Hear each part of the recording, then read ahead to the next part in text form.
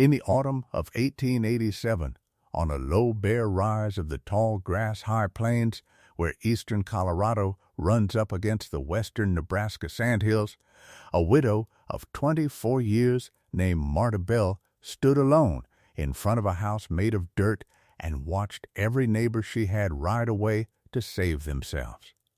She had $6 to her name and a deed nobody else in the county had wanted. A 60-acre claim of back tax ground that 3 different men had already stood on and called a grave. Her husband was 2 years buried in the corner of it, and the great fire was coming down the wind toward her, a wall of it, taller than a barn and wider than the whole horizon, and the men who had built their homes out of good sawn timber had already decided she would burn. They were not cruel men. That is the part worth saying first. They were practical men, and every practical calculation they had ever made told them the same thing, which was that a lone woman in a hut of sod on a claim that would not grow a decent stand of anything could not stand where grown men with wagons and horses were choosing to run. They begged her to come. Some of them wept when they begged her, and when she would not come, they turned their teams north and left her there, and more than one of them said aloud, so that she heard it, that her dirt house would be her tomb before morning. Marta Bell did not weep and did not beg back. She had not come to this rise to be buried by men who had never once in their soft-handed lives been made to build a wall with their own hands out of the only thing the ground would give them. She had buried a husband on this ground. She had broken this ground with a walking plow and no man to spell her. And she had spent one long dry summer doing a thing the whole valley had laughed itself sick over. A thing so plainly useless that the loudest of them had started tipping their hats to her as a man tips his hat to the simple. She turned her back on the last of the dust their wagons raised. She had work to finish before dark. So here is the question I want to leave sitting in the center of the table before we go one word further. What happens when a whole valley decides that one widow is already dead, and they ride off and leave her to the fire, and then, weeks later, they come back to bury what is left of her, and they find her hearth still warm and bread rising on the peel, and a green-watered garden and living animals inside a ring of plain-turned earth that the biggest fire in the county's memory could not cross? Stay with me clear to the end of this one, because the answer is the whole story, and the how of it is a thing almost nobody in that valley had the patience to learn. If a story like this is why you come to this channel, do this one small thing for me now, and then I will not ask you for anything again the rest of the way. Tap the like button so the story travels, and leave a comment telling me the name of the town you are watching from, because I truly do like to see how far a story like Marta's can go. Then settle in, as she herself settled in, and let me tell it to you slow, as it deserves, from the beginning.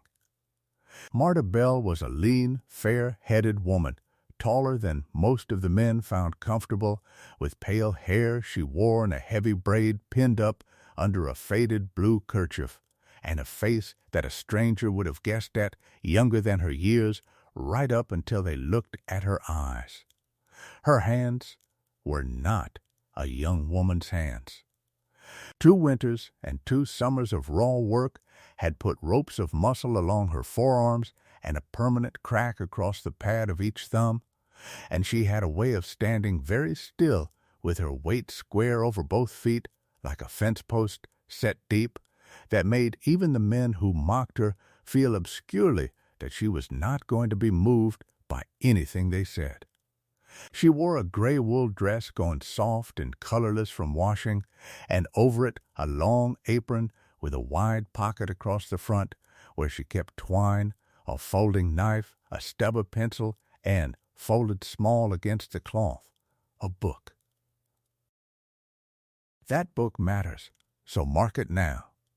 It was a hand-sewn ledger in a cover of black oilcloth, cracked white along the fold, and it had come across an ocean and half a continent in the bottom of a trunk. It had been her grandmother's. The pencil writing inside it was small and slanted and in 2 languages, and most of the valley, had they ever been shown it, would have found it as useless as everything else about her. But it was not useless. It was the reason she was still standing on that rise when the fire came and everyone else was running. We will get to what was written in it. First, you have to understand the house they laughed at and why they laughed. The house was made of the ground it stood on. Marta had cut it out of the prairie herself, one long spring, with a breaking plow borrowed on a promise and a hay knife. She had laid the first furrow along a line she paced off by eye, and then peeled the sod up in long ribbons, the deep-rooted buffalo grass holding the black dirt together in slabs as tough as brick. And she had cut those ribbons into blocks near a yard long, and stacked them grass side down, wall upon wall, 2 feet thick at the base, breaking the joints the same as a bricklayer breaks his. The walls went up slow. A single house of sod took an acre of turf torn up to build, and every block of it weighed near what a full sack of grain weighs, and she set every one of them alone, but for a neighbor boy she paid in eggs. When the wall stood shoulder high, she framed a low roof out of a few precious poles freighted in at ruinous cost, laid brush and slow hay across them. And then, over all of it, she laid more sod, grass side up this time, so that the roof of her house was living prairie, green in the wet months, that she could have grazed a goat across if she had owned a goat. To the families in their board houses, that green roof was the whole joke in one picture. A house with grass growing on top of it. A woman living, as they said at the store, under the sod instead of on top of it, which was the same phrase they used for the dead. They called the place her grave to her face and thought themselves gentle for smiling when they said it. They called her, among themselves and soon enough where she could hear, the Mud Hut Widow. And the terrible thing, the thing that made the name stick, was that from the outside they were not entirely wrong. It did look like a low brown mound with a door in it. It looked like something a badly off animal had dug. It did not look like anything a person with better choices would ever have agreed to live inside. But go inside it once with me, because the inside is where the joke quietly died, and none of the men who laughed had ever been inside. You step down first of all. The floor sat a good half step below the level of the yard, so that the walls stood higher against the weather than they looked from the road, and the earth of the floor was packed hard as fired clay and swept until it shone dull like old leather. The walls were plastered smooth with a clay slip she mixed with ash and a little of the precious lime, and then whitewashed, so that inside the light was soft and pale and even, not the raw glare of the plains, but something closer to the light inside a church. It was cool in there when the outside air shimmered and danced with heat. It was warm in there, warm past all reason, when the north wind came down in the killing months and the board houses cracked and popped and bled their heat out through every seam. 2 feet of packed earth does not care what the wind is doing. Earth holds the day's warmth into the night and the night's cool into the day, and it does not burn. Say that last part over to yourself and hold it, because the whole story turns on it, and the valley never once thought about it. Earth does not burn. A wall 2 feet thick, made of dirt and grass roots and nothing else, cut from ground that had never known a match, is the one wall on the whole prairie that a fire cannot touch. The men in their beautiful dry pine boxes, with their cedar shake roofs cured to tinder by 3 months of sun, had built themselves the most flammable thing for a day's ride in every direction, and then pitied the woman in the one house that could not catch. That is no small irony. That is the engine of everything that happened. And I am going to make you wait for it the same as she made them wait, because that is the only honest way to tell it. Her one room held a rope bed with a tick she filled fresh each season with prairie hay, a plank table Eli had made, 2 chairs, a shelf of a very few books, a trunk, and along the whole of the north wall the thing she was proudest of, and the thing that would, in the end, save more lives than her own. A hearth. Not a mean little stove, but a proper deep hearth and bread oven she had built with her own hands out of the same sod, faced and lined with stones she had hauled one at a time from the dry creek 2 miles off and set in clay, a firebox below and a domed oven beside it with a thick clay floor that held its heat for hours after the coals were raked. She had built it big on purpose. She had built it, though she could scarcely have said why that first spring, for a day she could not yet see coming. Now, where does a young woman get the notion to live under the sod with a grass roof over her head and call it not a grave, but a fortress? She did not think it up. Almost nobody thinks up the thing that will save them.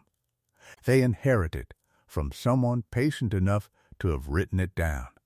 Marta got it out of that black oilcloth book, and the book had come from her grandmother, and her grandmother had come 40 years before, off the flat, treeless grass country of the far side of the earth, out past the Volga, where whole villages of her people had farmed a sea of grass under a sky exactly as wide and merciless as this one. The old woman's name was Liesel, and she had crossed the water an old widow herself, to a daughter in the settlements, and she had died when Marta was 11. But in those 11 years she had poured into the quiet, solemn child at her knee everything she knew, in the flat, certain voice of one who had already watched the grass country try 3 separate times to kill her and had not been killed. The steppe, Liesel told her, was grass clear to the world's rim, and grass is only patient fuel. Every few years, in the dry end of summer, the grass would remember what it was, and the fire would come. It came off a lightning strike a week's ride away, or off a spark from a careless camp, and it came on the wind faster than a horse could run. A low red line under a rolling black roof of its own smoke that turned the day to a brown twilight and rained hot ash for miles ahead of itself. She had seen it as a girl. She had seen it take a whole village that had built, God help them, out of timber and thatch, and she had seen which houses stood in the black morning after, and it was always the same houses. It was the earth houses. It was the houses her people had learned, over generations of burying their dead and burying their homes half into the same ground, to build out of the steppe itself. And it was more than the houses. Liesel's people had learned the fire as a sailor learns the sea, not to beat it, but to give it nothing. They plowed. Long before there was a wall standing, before the first seed went in, they turned a wide belt of the grass under in a full circle wherever a family meant to live, a broad bare ribbon of naked black soil with not one blade left in it, and they kept it turned, freshened it every dry season, and widened it as the years went on. A fire is only the grass burning. Where there is no grass, there is no fire. It is that simple and that hard, because plowing a belt of bare ground wide enough to stop a wind-driven fire and keeping it bare through a whole growing year, when every hour of daylight is needed for the crop that feeds you, is back-breaking, thankless, and looks to every neighbor exactly like a lunatic tearing up good ground for nothing. That was the first thing written into that black book, in the old woman's cramped pencil, in a mix of the old country language and the new, how wide to plow the belt, and that wider was always better, and that a single furrow was a joke and a fool's comfort, that the fire would step across a single furrow as easily as you step across a crack in a boardwalk. Marta had it near by heart. Around the house, around the well, around the little barn and the yard where the animals would shelter, plow a guard so wide a man would be winded walking across it, and then plow another one out beyond that, and graze the strip between the two down to the roots so that even the stubble carried nothing. Bare earth, then short green, then bare earth again. 3 rings. She had drawn them in the dirt of the floor with a stick the first week she owned the claim, before she had a single animal or a single row of anything planted, and she had started plowing them before she planted her own food. There was more in the book than the plowing, and some of it Marta did not fully understand until the night it saved her. There was a page about the short grass. Liesel had written that a fire runs on the tall dry stems, the standing dead grass of late summer that stands waist-high and cured to powder, and that it runs poorly, low and slow and starved, across ground that has been eaten down close by stock or cut and kept green. Grass that is grazed to the root and still growing green from below carries so much water in it that it will scorch and smoke and sull, but will not truly flame, not as a stand of dry September bluestem flames. So her people grazed the ground close all around the plowed guards, and where they could they watered it, and they kept a wide apron of low living green between the bare belt and the house. Bare earth, then living green, then bare earth. A fire that somehow leapt the first bare belt would starve and crawl in the green and be easy to beat out before it ever reached the second. And there was one more page near the back that the old woman had made Marta read aloud to her over and over in the last winter of her life until the child could say it without the book. It was about answering flame with flame. Marta did not like that page as a girl. It frightened her, and it seemed to her like a kind of madness to answer a fire by lighting one. But Liesel would take her by the wrist with those dry old fingers and make her say it again.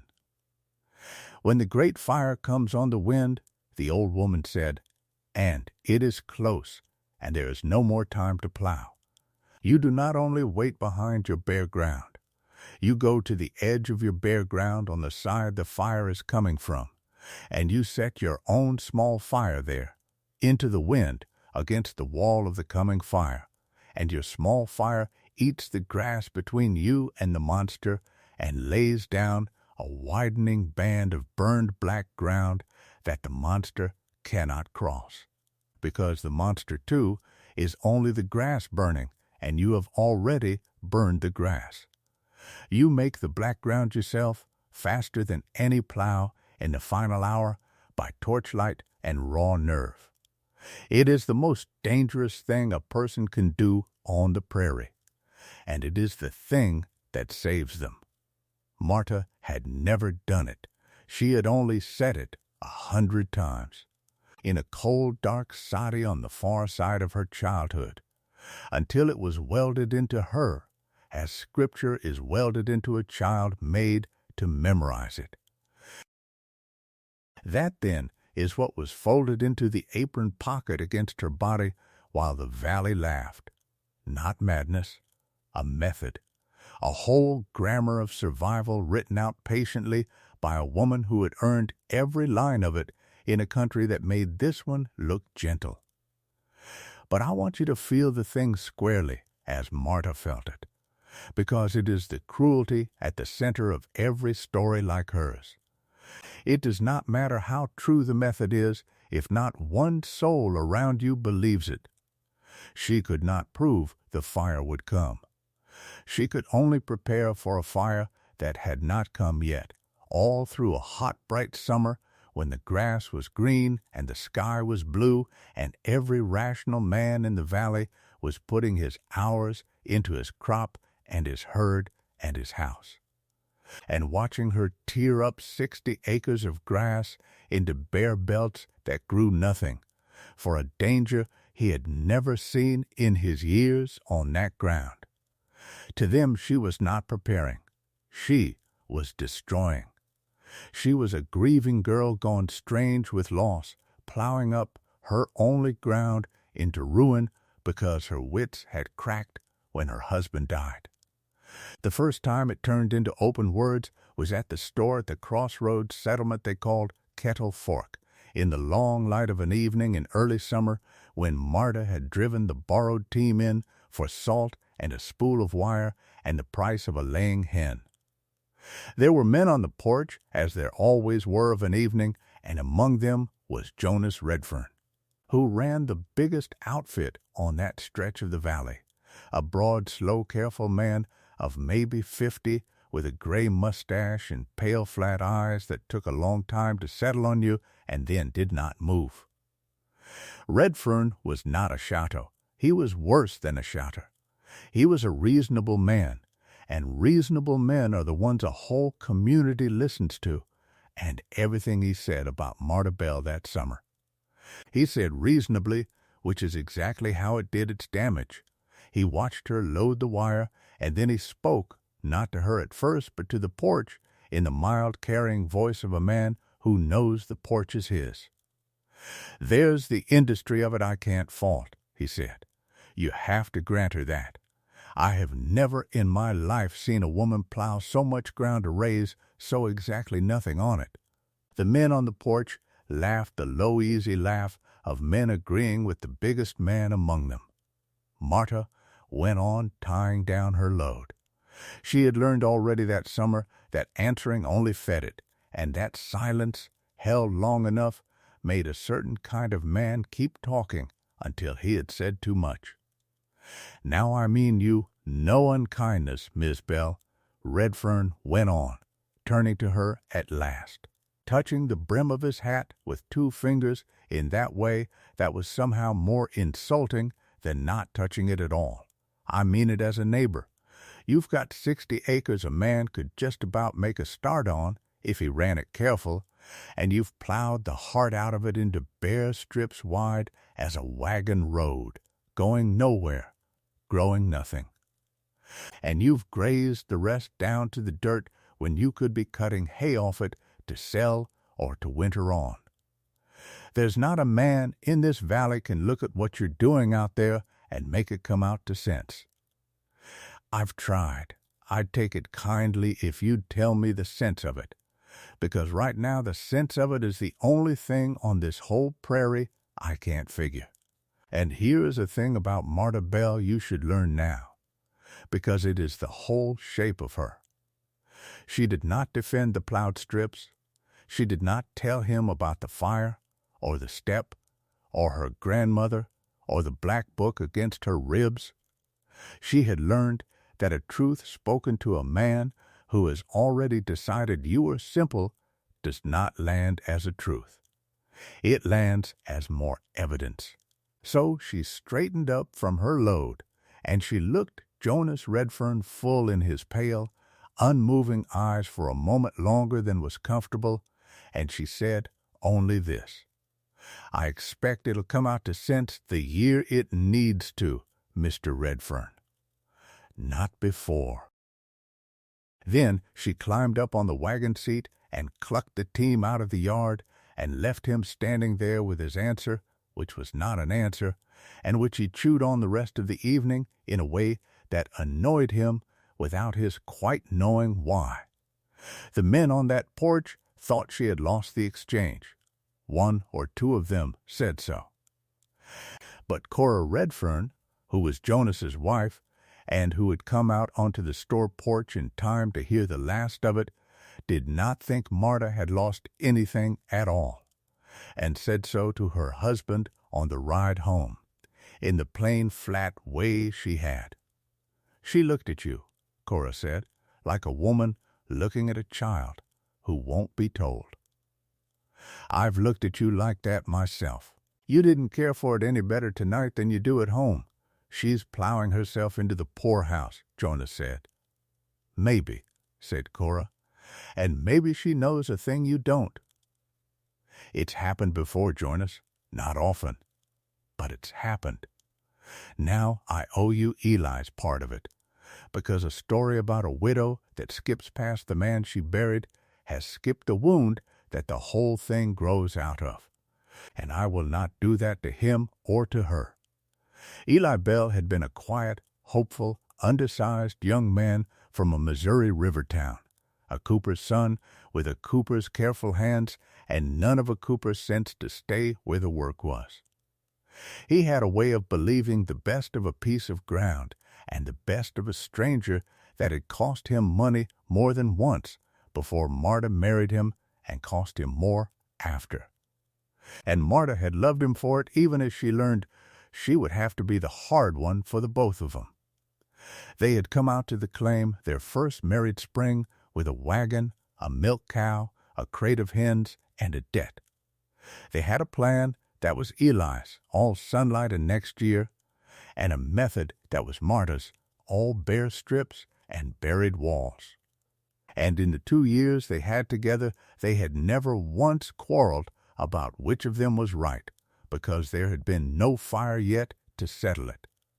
He died in the second winter, and he did not die dramatically, which is its own kind of cruelty. He took a chill hauling water in a norther, and the chill went into his chest. And no doctor stood within a hard day's ride, and no money to pay one if there had been.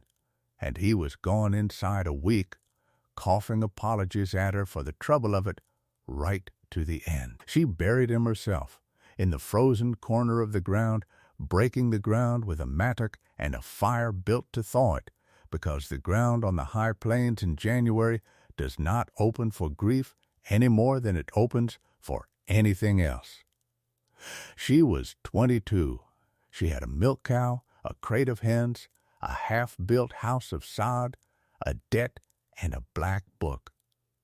Every reasonable soul who heard of it assumed she would go back to Missouri, or to family, or into service in some town, because that is what a widowed girl of 22 with nothing was supposed to do, and it is the measure of how little any of them understood her that not one of them guessed she would stay.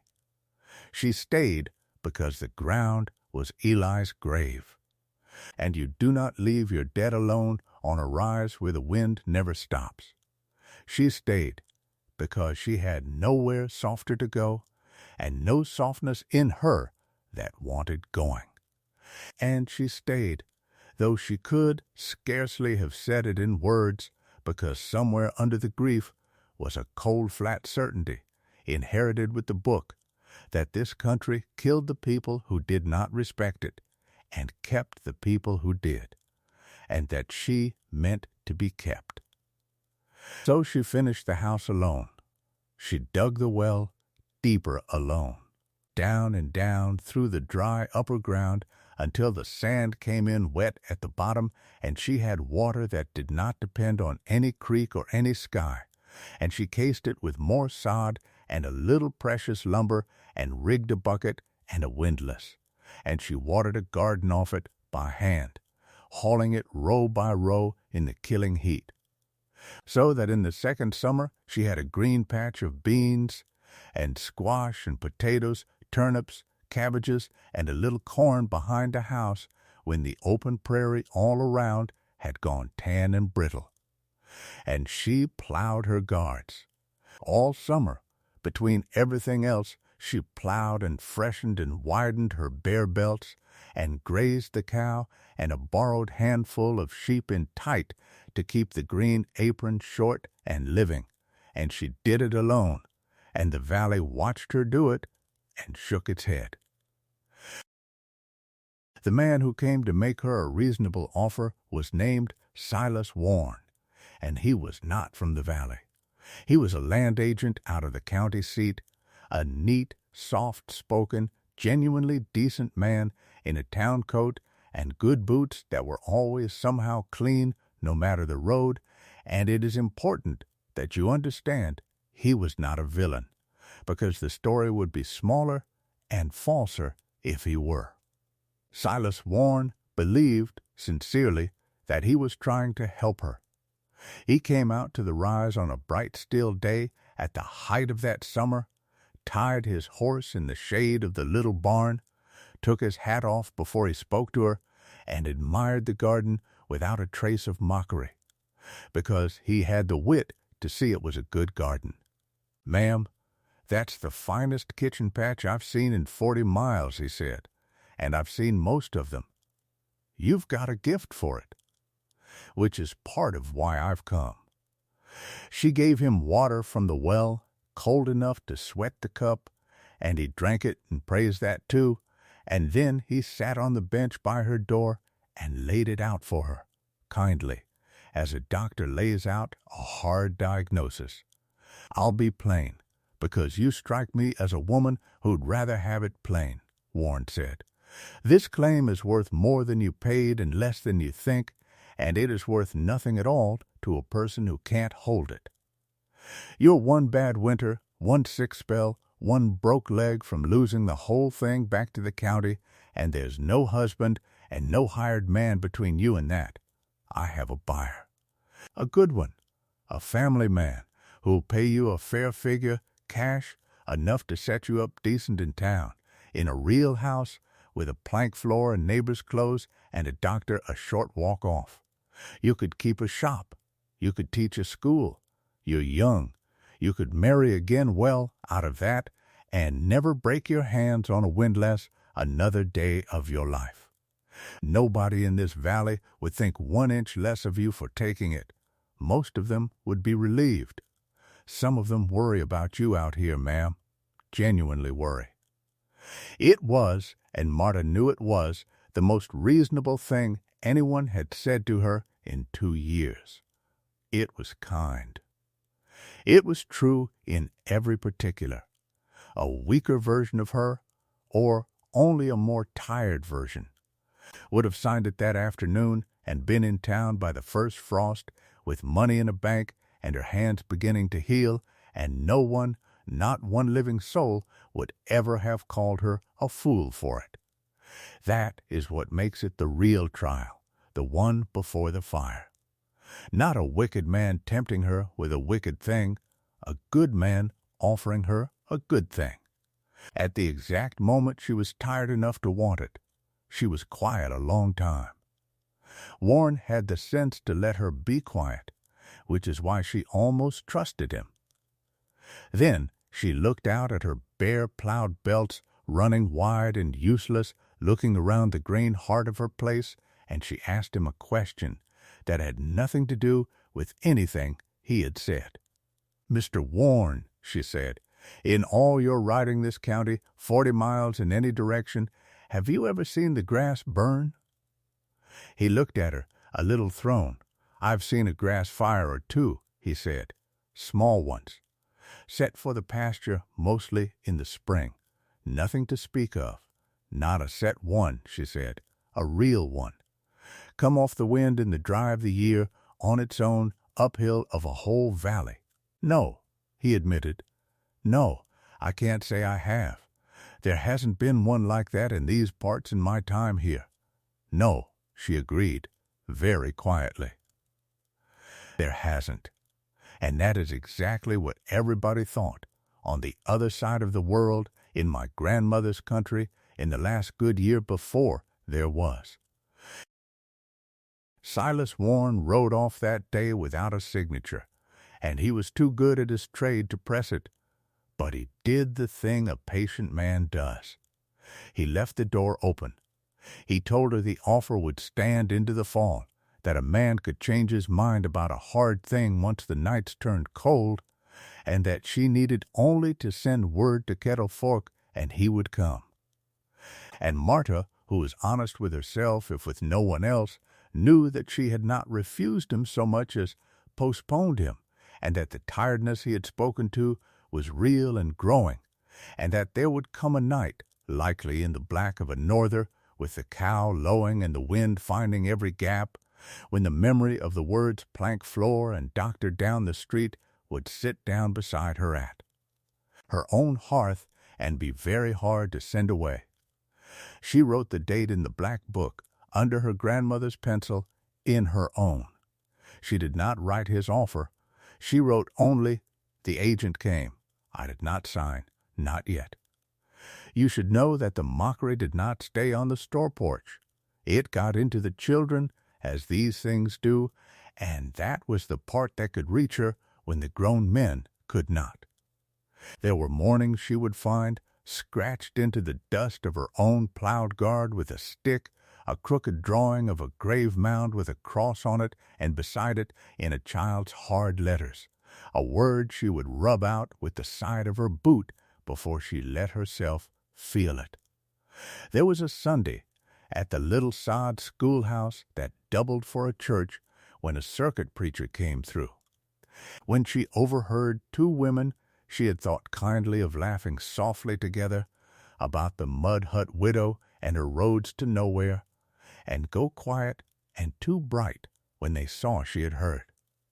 There was the particular loneliness of being the settlement's standing joke, which is a loneliness that follows you home and sits down in the room with you, and Marta Bell felt every ounce of it, and let no one see that she felt it, and plowed.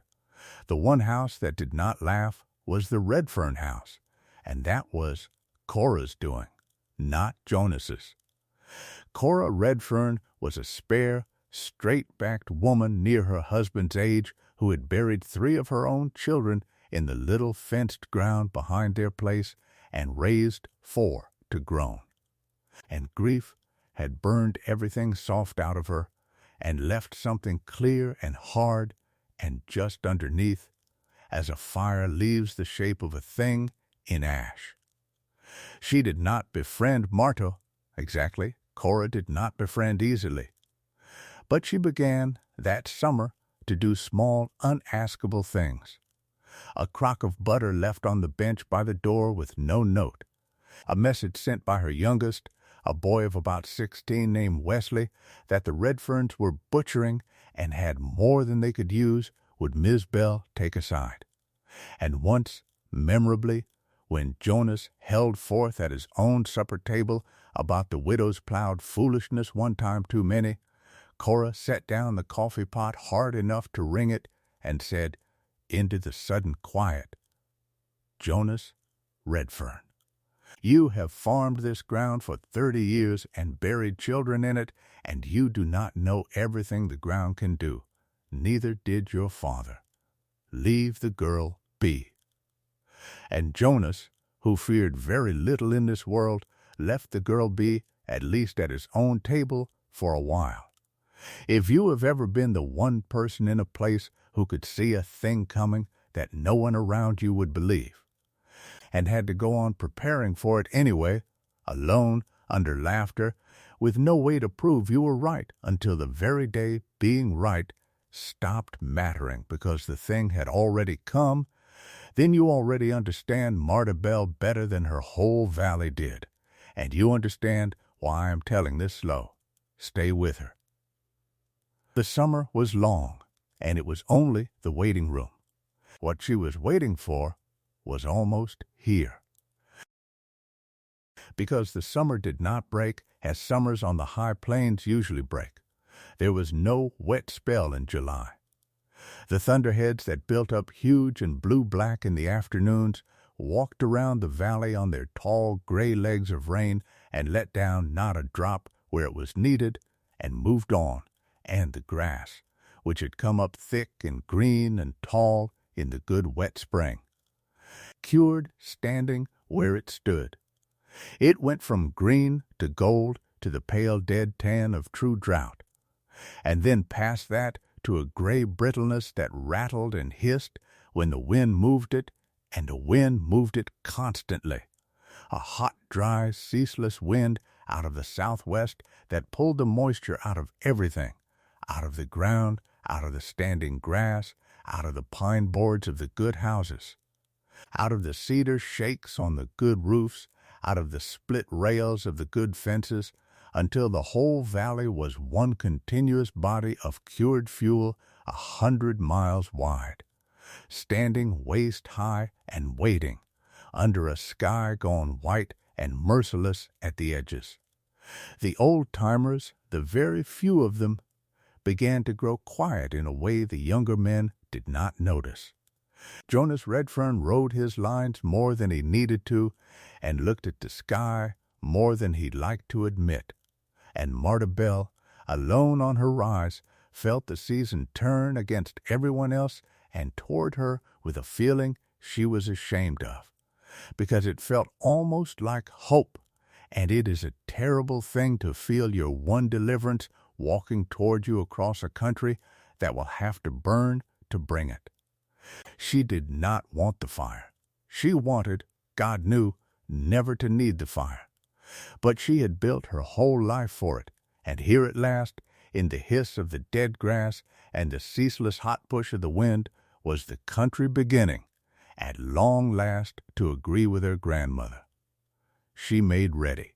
She freshened every plowed guard until the bare belts around her place ran clean and black and wide, wider than she had ever kept them, and she grazed the green apron between them down hard and watered it every evening from the well until it stayed a stubborn low green in a world gone tan.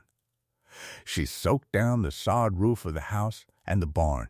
She filled every barrel and tub she owned with well water and set them around the yard. She cut a store of the potatoes and turnips and put them by cool in a pit, and she laid in wood, and she baked ahead, more bread than she needed, out of a habit of readiness she could not have explained, so that there was always a store of it wrapped in cloth in the cool of the soddy. And every night before she slept, she took a coil of tarred rope she had made into a firing torch, a thing to be soaked in fat and lit, and set it where her hand would find it in the dark, and read again, though she knew it cold, the page at the back of the black book about meeting the fire with fire. She was as ready as one woman could be. What she did not know, what no one knew, was which day, and from which direction, and whether when the hour came her nerve would hold to do the maddest thing her grandmother had ever taught her, alone with the monster in sight. The night she came closest to quitting was not a night of fire at all. It was a still night, near the end of that dry September, so still that the constant wind had for once lain down, and in the stillness every small sound carried. And Marta lay awake in the dark of the soddy and listened to the cow shift out in the barn while the timbers of her own careful roof tick as they cooled, and she was worn so thin that the tiredness had a taste to it, like copper, at the back of her throat. She had been carrying water to the green apron for 3 hours after a full day's plowing, and her hands had opened again along the old cracks. And she had eaten standing up because sitting down would have finished her. And into that stillness came the plank floor and the doctor down the street and Silas Warren's clean, kind voice saying nobody in this valley would think 1 inch less of you.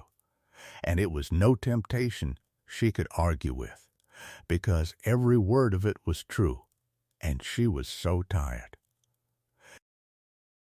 She got up in the dark. She lit a stub of candle. She got out paper and the pencil, and she sat at Eli's plank table to write the note to Kettle Fork that would bring Warren out to buy her free of all of it, and she got as far as the words, "Mr. Warren, I have thought on your offer," and then she stopped, because her eye had fallen on the black book lying beside the paper, and she had opened it, without deciding to a page near the front she had not looked at in a long while.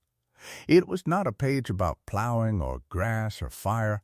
It was a thing her grandmother had written in the margin once, a small crabbed line in the old language, and under it, in Liesel's careful teaching hand the same words in the new, because she had wanted the child to have them both ways. The land does not owe you a harvest, it said. It owes you the truth. Stay long enough to be told it. Marta Bell sat with that a long time in the candlelight. Then she folded the unfinished note and put it in the stove, not lit, just put away, and she closed the book, and she blew out the candle to save it, and she lay back down in the dark, and she never wrote to Silas Warren. She would tell herself in the morning it was stubbornness. It was not stubbornness. It was that she had come out to this country to be told the truth, whatever the truth turned out to be, and you cannot be told the truth from a plank floor in town with your hands healed and your grandmother's book at the bottom of a trunk. She had to stay long enough to be told.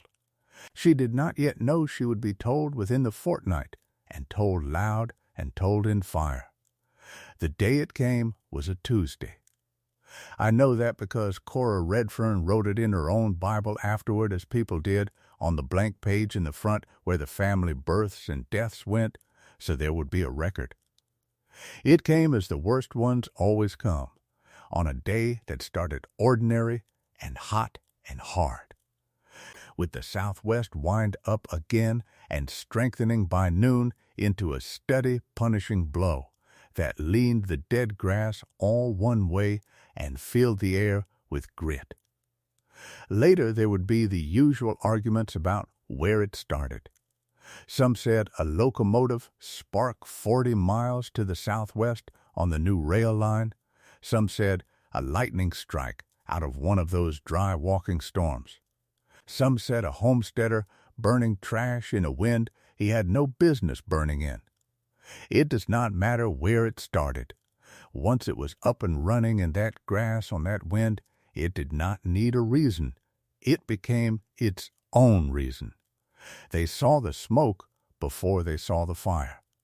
It came up on the southwest horizon in the early afternoon as a low, dirty smudge, the kind of thing a man might take for a distant dust storm and go on with his work, and for an hour or more most of the valley did exactly that.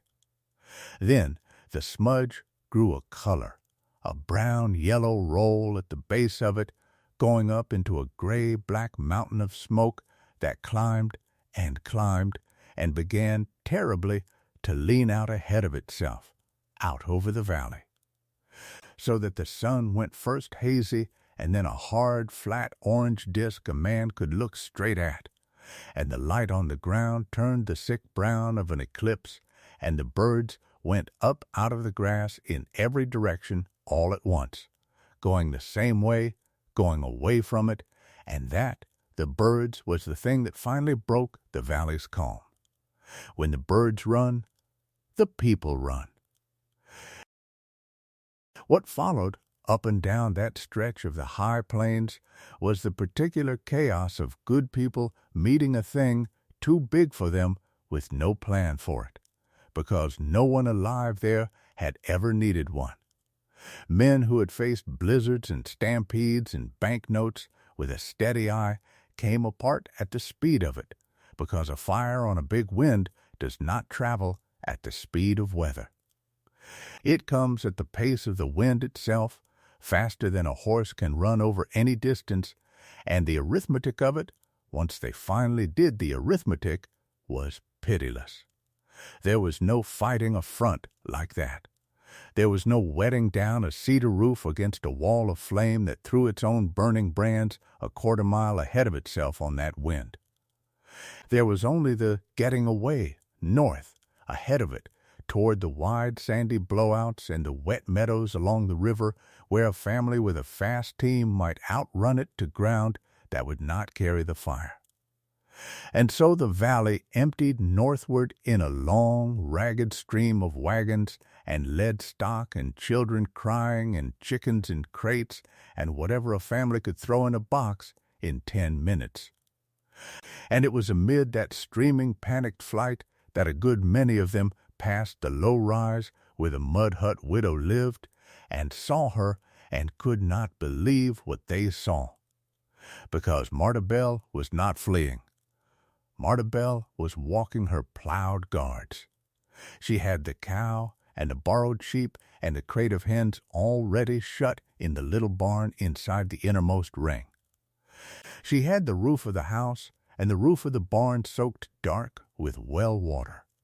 She had her barrels filled and set and wet sacks stacked at the door, and she was walking the outermost bare belt on the southwest side with a hoe, scraping into the plowed earth the few stray tumbleweeds and clumps that had blown across it, making the bare ground barer, and she was doing it steadily. Without hurry, in the sick orange light, while the world ran past her the other way. It was Jonas Redfern who pulled his wagon off the flight and hauled his team around and came down onto her rise. Because, for all his hard, reasonable blindness, he was not a man who could drive past a woman to her death, and Cora was on the seat beside him with her jaw set, and young Wesley was up behind. And they came down into her yard with the fire's brown light on all their faces, and Jonas stood up in the wagon and shouted at her over the wind. "Bell, Marta Bell, leave that and get up here. There's room. Get in. We go now." She straightened up from her hoe and looked at them, and she did not come. "I'm obliged to you, Mr. Redfern," she called back. "More than I can say. But I'm staying." Staying, Jonas said it like a word in a foreign language. He looked at the smoke wall climbing the southwest sky, close now, close enough that they could all hear it, a low freight train roar under the wind, and he looked back at her, and something in his reasonable face was coming apart. "Woman, do you see that? Do you see it? That is not a thing you stay in front of. That is not a blizzard you wall out. That will be here inside the hour, and it will take this whole rise down to bare dirt, and it will take you with it. Your strips won't hold it. Nothing holds that. There is no house on this earth that holds that. Get in the wagon." "My house holds it," she said. "It's made of the ground. The ground won't burn, Mr. Redfern. It never has. The roof will burn. The door will burn. You will cook inside your ground like bread in your own oven." He was pleading now, the big, careful man, pleading in the wind, and it was the pleading that told her how certain he was that she was about to die. "I have been wrong about you. Is that what you want to hear? I have been a fool. You are not simple. You are the workingest woman I ever saw. And I will say it before the whole county after, I will build you a house myself. Only get in this wagon, and do not make my wife watch you burn." And then Cora Redfern spoke, and Cora did not plead. Cora looked down at Marta from the wagon seat with her clear, hard, grief-scoured eyes, and she asked the only question that mattered. "Girl," Cora said, "look at me and tell me true, not brave. True, do you know what you're doing, or are you only too tired and too proud to run? Because if you know, we'll go, and God keep you. But if you're guessing, get in this wagon, because I have buried enough." Marta Bell walked to the side of the wagon then and put her cracked hand for a moment over Cora's on the wagon rail and looked up at her and told her the truth, all of it, faster than she had ever told anyone. "My grandmother lived on grass country twice this size, half a world away, and it burned like this every few years her whole life, and she learned it, and she wrote it down. And I have it here." She touched the apron pocket. "The house is earth, 2 foot thick, and earth does not burn. The roof is wet sod. The belts are bare ground, and a fire needs grass and nothing else, and where there's no grass, there's no fire. And if the belts aren't enough, I will burn my own ground out to meet it before it comes," as she taught me, "and stand in the black behind my own fire while the big one goes around. I know what I'm doing, Cora. I have known for 2 years. Nobody would let me show them. Go now, please, and go fast, and God keep your children. I'll set the coffee for when you come back." Cora Redfern looked at her for one long second more, and then she did a thing that Jonas never forgot and never fully forgave, and slowly, over the years, came to be proudest of in his whole life. She said, "Drive, Jonas." She chose to believe her. She turned the team north and left the girl to the method, and she would not look back. Because a woman who is buried enough learns not to look back at what she has decided to leave alive. And so they went, all of them, the whole valley, north and away. And the last that any of them saw of Marta Bell was a lean figure in a gray dress and a blue kerchief walking back to the southwest edge of her outermost guard with a hoe over her shoulder and the whole burning sky in front of her, small and alone and entirely unhurried, and every soul who saw it carried the picture north with them, certain it was the last picture of her that would ever be.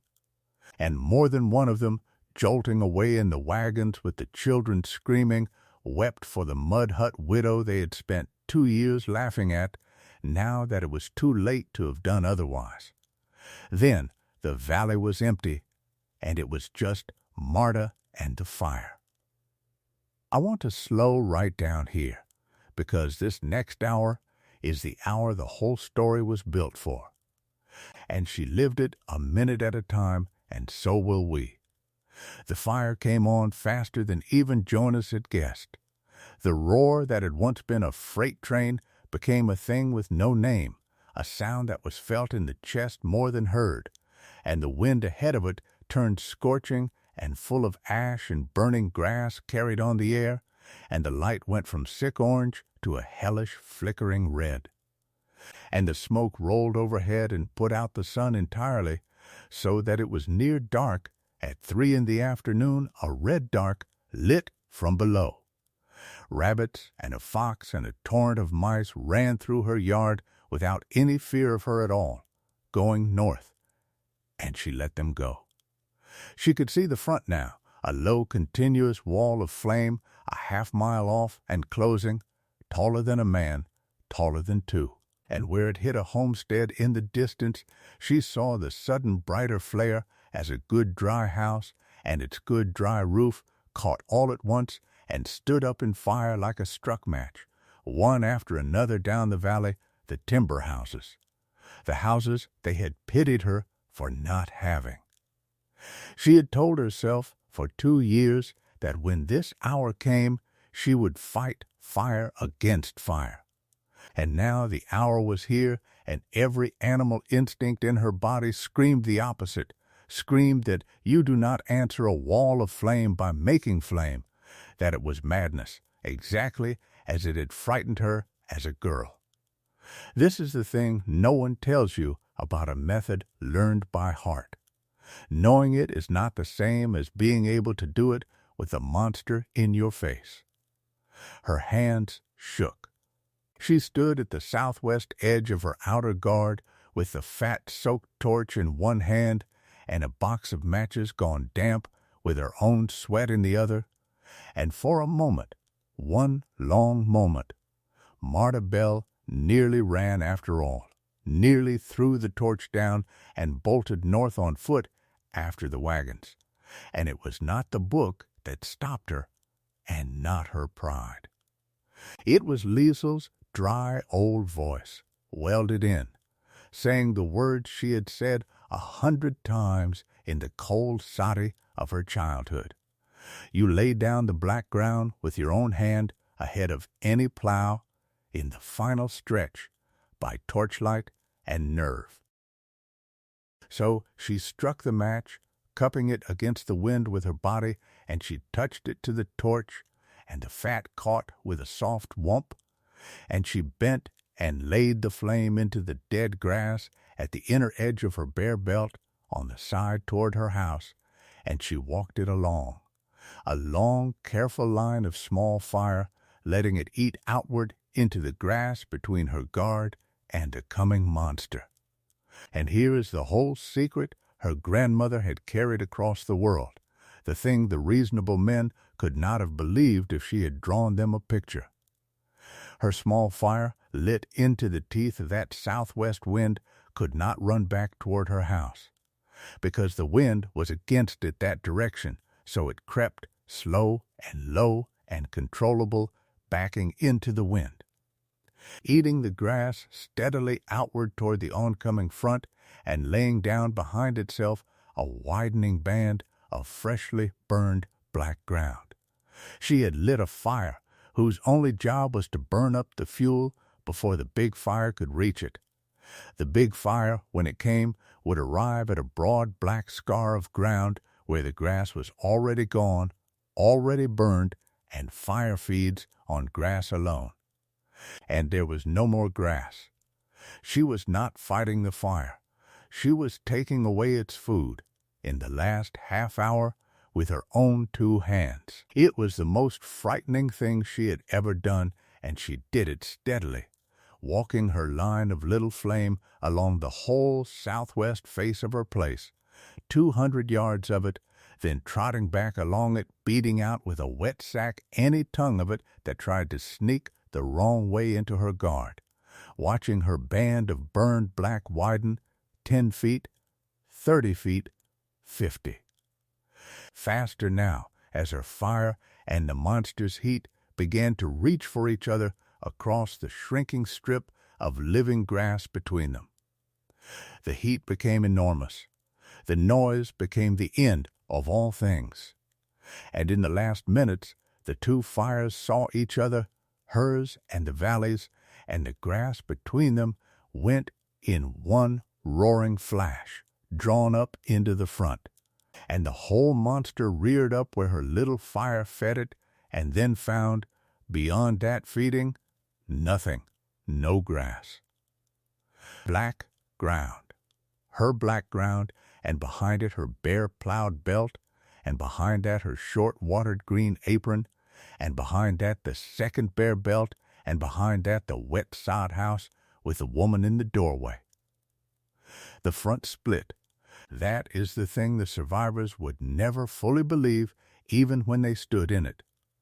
The wall of fire, coming down on her rise at the pace of the wind, hit the wide black scar she had made and could not cross it, and so it did what fire does. It went around. It poured down both long sides of her place along the unburned grass to the east and the west.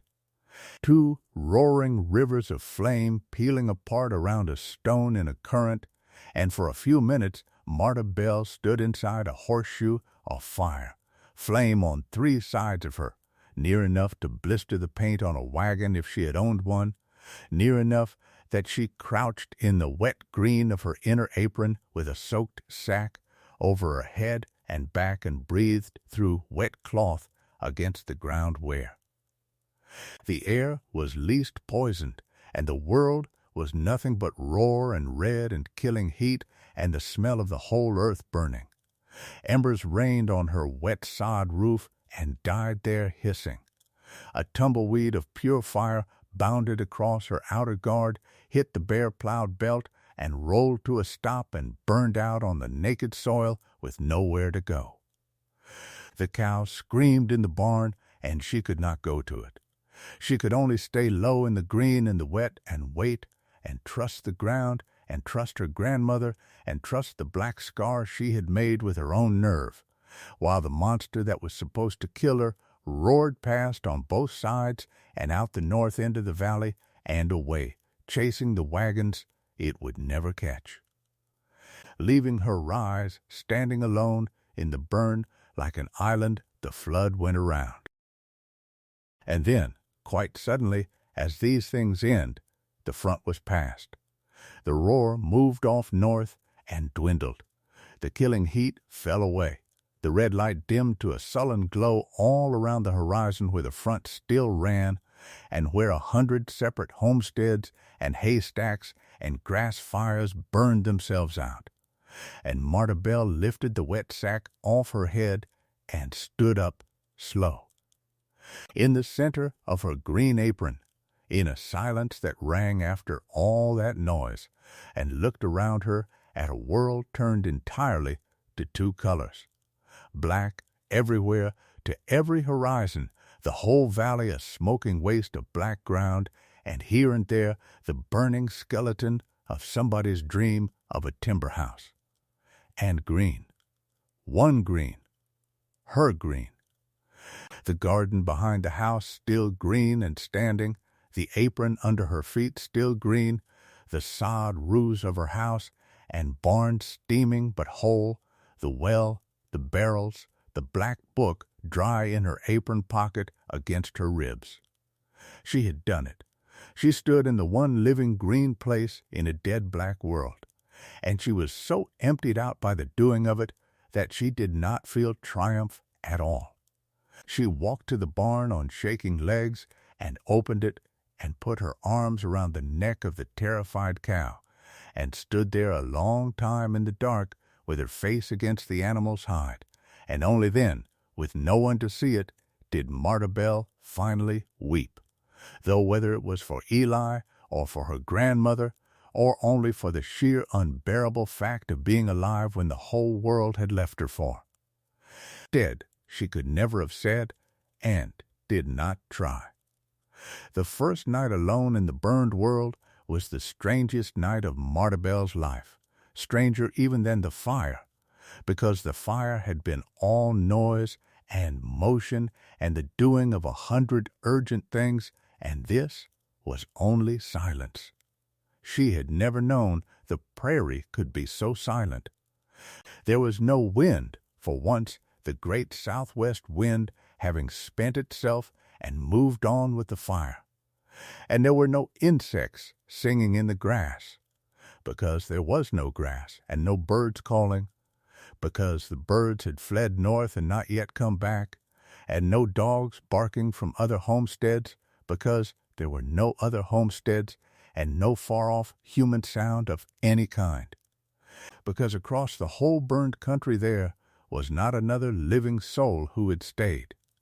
She stood in her yard in the dark with a lantern and looked out at nothing, at a flat, lightless waste that had been a settled valley that morning, and here and there on the black horizon a dull red glow where a haystack or a fallen house still smoldered, and she understood in her body and not just her head that she was as alone as a person can be on this earth, the single lit window in a dead country, that she had chosen it, and that she had been right. She did not sleep much. She sat up by the hearth she had fed back to a low warmth, and she got out the black book, and she did not read it this time. She held it. She thought about Liesl, dead these 13 years, and about the flat, certain voice saying you make the black ground yourself in the last hour with a torch in your nerve, and she thought that if there was any justice in the arrangement of the world, her grandmother knew somehow that the words had held, that the child who had chanted them back so many times in a cold soddy had stood in front of the monster and done the mad, brave thing, and lived. And she thought about Eli, out in the far corner of her ground under the black earth, and she went out once in the dead heart of that silent night with the lantern to stand by his grave, and found the fire had run right up to the edge of the little sod wall she had built around it, and stopped, the green inside the ring untouched. The wild grass over him only lightly scorched at its outermost blades, and she stood there a long time and told him out loud, because there was no one within a day's ride to hear her, that it had worked, that the strips had held, that everything they had built out of dirt while the valley laughed had held, and that she only wished he had lived to see the day it came out to sense. The days after had their own hard shape, and she feel them, because a person alone in a ruin either feels the days or the ruin feels them. There was grim work first. The fire had caught things that could not run, and she spent the best part of 2 days at the awful chore of dragging off and burying what the burn had killed at the edges of her ground. A scorched jackrabbit, a snake, a young antelope that had run itself into her outer guard and died there against the bare belt that had turned the fire, so close to the safe green and never knowing it. She buried them all because she could not abide the smell and could not abide the waste, and because burying was a thing she knew how to do, and doing it kept her hands busy while her mind slowly came back to itself out of the great roaring blank the fire had left in it. Then there was the tending, and the tending was almost joy, because everything she tended was alive. She milked the cow morning and evening, and the milk came rich and plentiful, the animal calm now and cropping the short green apron that had come through the fire unburned. She gathered eggs from the hens who had spent the fire shut safe in the barn and had gone right back to laying as if nothing had happened, which is the great gift of hens, that they do not carry yesterday. She worked the garden, and the garden was a wonder to her every single morning she walked out into it. The beans and the squash and the corn and the cabbages standing tall and heavy and green and damp with the water she drew for them. An outrageous, impossible abundance surrounded by a black dead country, and she began methodically to bring the harvest in and put it by, because she knew what she knew. She dug the potatoes and turnips and pitted them cool. She strung beans to dry. She made crock after crock of the things that keep. She was laying in food for a great many more than one, and if you had asked her that first week why, when there was no one left in the valley, she would have looked at you as at a simple person and said that they would come back. Of course they would come back. Where else on this earth did they have to come back to? And when they came, they would be hungry, and she meant to be ready. She had always meant to be ready. It was the whole of her. And she baked. Near every day, in the big oven, built bigger than one woman could need, she baked bread, more than she could eat, and wrapped the loaves in cloth and set them by in the cool. And if there was something in her that could not have said why she baked so much bread for an empty valley, there was something else in her, older and surer, that knew the valley would not be empty forever, and that when the survivors finally came dragging back across the black to bury the mud hut widow, the first thing on this earth she wanted them to smell, coming up over that last black swell, was bread, fresh bread, rising and baking in a warm hearth at the center of a burned and ended world. She would not have called it staging. She only knew she wanted the bread ready. And so, on the afternoon 2 weeks on, when 3 figures on 2 gaunt horses came up over the black horizon expecting a grave, there were 4 fresh loaves going into the oven right on time, as if she had known the hour, which in every way that matters she had. The valley did not come back the next day, or the day after. You have to understand what a fire like that leaves behind and where it left the people. The families had run north to the wet meadows and the sandy river breaks, and there they had stopped, because there was nowhere else to go and nothing to go back to. And there they camped, dozens of them, under wagons and lean tows of soaked canvas in the smoke haze, counting their people and their stock and their losses. And the losses were nearly everything. The timber houses were ash on the ground. The hay that was to winter the cattle was ash. The fences were lines of charcoal. The grass, the whole reason there was a valley there at all, the grass that fed everything, was burned to the roots for 100 miles, and would not green again until spring rains that were months away. It was, for those families, the end of the world as they had built it, and they sat in the smoke and the mud and did the terrible arithmetic of ruined people and grieved, and among the things they grieved, quietly, ashamedly, was the widow they were all certain they had left to burn. They spoke of her at those camps. Cora Redfern would not let them not speak of her.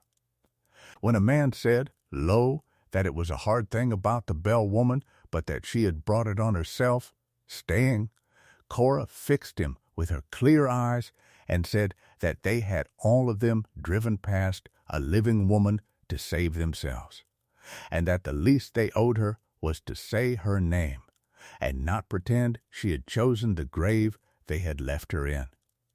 And Jonas Redfern sat by his fire with his hat in his hands and said almost nothing at all, because Jonas was doing the private accounting of a proud man who has begged a woman to save her own life and been refused, and has come to understand, too late as he thought, that she had been the only one in the whole valley who knew what she was doing, and that he had called her simple on a store porch for 2 summers running. He had told her he would say it before the assembled county. He meant now to go back and at least find her bones and bury them decent and say it over the grave, since that was the only saying it left to him. So it was the better part of 2 weeks before the first of them rode back, and it was the Redferns who came first, Jonas and Cora and young Wesley on the 2 horses that were all the fire had left them, picking their way south across a country none of them recognized. I have to make you see what that ride was, because the wonder of the story is in the contrast, and the contrast is the whole thing. They rode for the better part of a day through absolute black. Black ground to every horizon, powdered ash that rose in a fine choking cloud at each step of the horses, the charred bones of fence posts, the collapsed black heaps that had been houses, the swollen carcasses of stock that had not run fast enough, a dead, flat, lifeless waste of gray and black and burned bone white under a hard, clean, uncaring blue sky. Because the weather, with the awful indifference of weather, had turned fine and bright the very next day. They rode through the ruin of everything they had owned toward the rise where they had left a woman to die, to dig her out of the ashes of her dirt house and bury her, and they came up over the last low swell of black ground in the golden light of the late afternoon. And Jonas Redfern hauled his horse to a stop so hard the animal sat back on its haunches, and he could not get a word out at all, because there are sights that take the words clean out of a man. The rise was green. There in that dead black world, the widow's 60 acres stood like a thing lifted out of another season entirely. There was the ring of it first, the wide bare plowed belts gone a soft red-brown, untouched, and inside them a band of low living green where the watered apron had come through, and inside that the garden standing tall and heavy and green and gold, beans on the poles and squash sprawling fat on the ground, and the corn tasseled out and the cabbages like green cannon balls in their rows. All of it alive, all of it watered, in a world where nothing else was alive for 100 miles. And there was the little barn, whole, its sod roof green.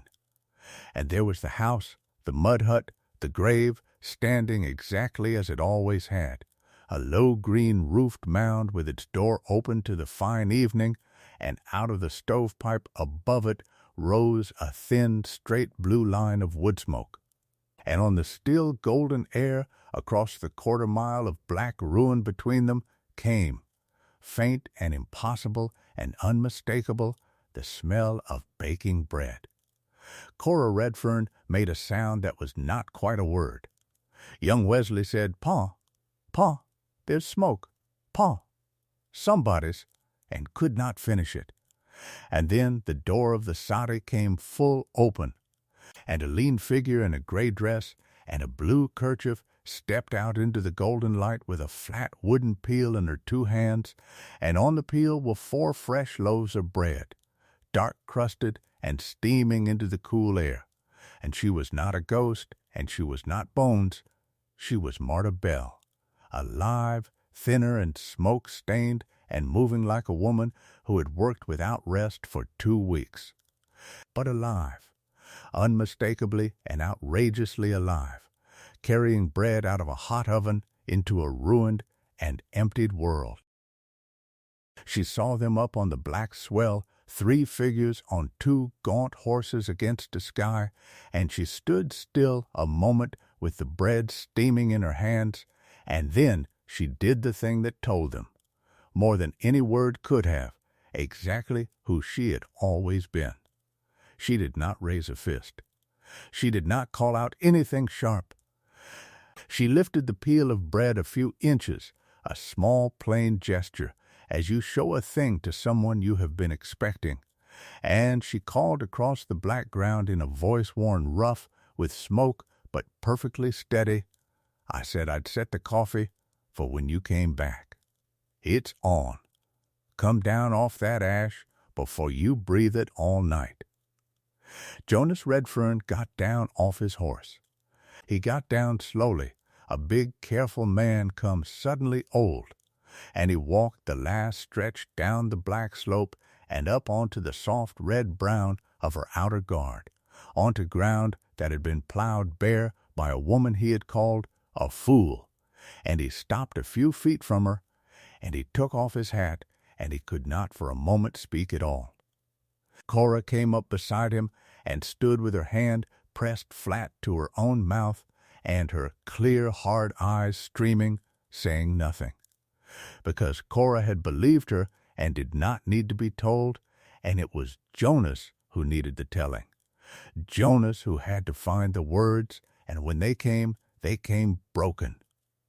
"I said you'd cook in your own ground like bread in your oven," Jonas Redfern said. His voice was not steady at all. "And I rode down here to bury you. And you're standing there with the bread." He stopped. He looked at the ring of grain, the garden, the whole living island of it, and back at her, and the last of the reasonable man he had been for 50 years came apart for good. "I was wrong. I have been wrong about you every day for 2 years, in front of the whole county. On that store porch, and you knew the whole time, and you never once threw it back at me. I don't. I've got no house to offer you now. I've got nothing. I came to bury you, and I've got nothing but a sorry 2 years too late." And Marta Bell, who had earned in that moment the right to say anything she pleased to Jonas Redfern, said only what she said. She looked at the 3 of them and past them at the black ruin they had ridden out of, and her face was not the face of someone who had won. It was the face of a woman looking at a great deal of work that needed doing. "You've got a wife who believed me when you wouldn't," she said, "and a boy, and your 2 hands, which are better hands than mine any day for what's coming. That's not nothing, Mr. Redfern. That's about the most a body ever has." She turned the peel and slid the 4 hot loaves onto the plank table she had carried out into the yard beside a crock of butter and a jug, and she said, in the plain voice of a woman who has already thought the whole thing through, "Now sit down and eat, all 3 of you. And then you're going to tell me how many are up in those river camps and how bad off, because I've got a well that didn't burn and a garden that didn't burn and more ground than one woman can eat out of, and there is not going to be a soul in this valley go hungry this winter while I have that. Sit down. Eat. We've work to do." Cora Redfern found her voice then, rough and low. "How did you know?" she asked. "How did you know it would come when not one of us would hear you?" And Marta looked at her a moment before she answered. I didn't know it would come, she said. Nobody can know that. I only knew that if it ever did, there would be one house left standing on this rise. And I meant it to be a house with room to spare in it. You do not build for the good years, Cora. Anybody at all can live through a good year. You build for the bad one, and you pray the whole of your life it never comes, and you get yourself ready as though it surely will. Cora was quiet a long moment. My own mother used to say a thing near to that, she said at last, and I never once truly heard her. I wish I had listened to her half as close as you listened to yours. That is the moment, if you want to mark it, that the mud hut widow's grave stopped being a joke and became something the whole valley would speak of with lowered voices for 50 years. Not because she had proven them wrong, because in the first breath after proving them wrong, with every right to gloat, she had put bread on a table and started counting how many mouths she could feed. Cora Redfern told it that way ever after, and Cora was not a woman who embroidered. She would say that she had known Marta Bell was right about the fire. What she had not known, what none of them had known, was that being right was the least of what the girl had in her. They ate.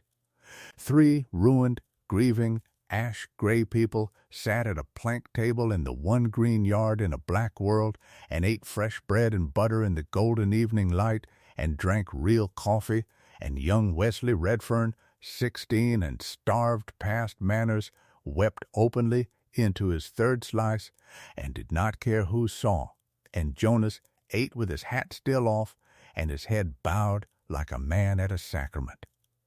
And Cora watched Marta move about the yard, drawing more water, gathering more from the garden, already planning, and understood that she was watching something she would spend the rest of her life trying to describe to people who had not been there and would never quite believe her. And the sun went down gold and clean over 100 miles of black ruin and one green rise. And up in the smoke-hazed river camps to the north, the burned-out families did not yet know that their deliverance had a woman's name and lived in a house they had all laughed at, and was, at that very hour, sitting at a plank table telling Jonas Redfern exactly how it was going to be.